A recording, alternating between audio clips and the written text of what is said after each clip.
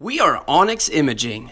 We are the highest rated and most reviewed printer service center in Oklahoma. Hi, my name is John with Onyx Imaging. Today we're going to take a look at this Brother MFC L9550 printer, and we're going to show you how to replace your toner cartridge.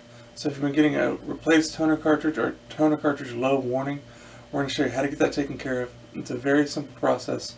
First thing you want to do is we're going to want to lower this front cover here. So on the front, on each side, there's a little finger notch. We're going to use those little finger notches to pull this open.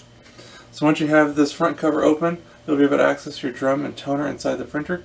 So you're going to grab this handle that's right here in the middle, grab it as close to the middle as you can, and you're going to take it and you're just going to pull straight out of the printer. And again, that's going to be both our drum and our toner. So now that we have both of these pulled out, we need to separate our toner from our drum.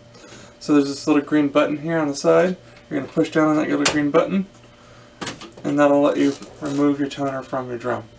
So once you have your new toner unpackaged and ready to use, you're going to take it and we're going to want to install our new toner into our drum.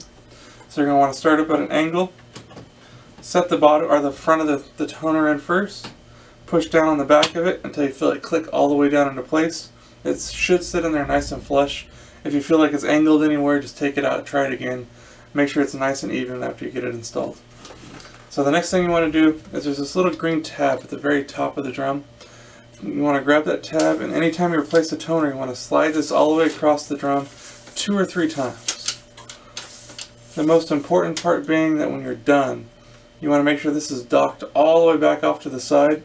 You'll know where that's at because there'll be 2 little arrows pointing at each other.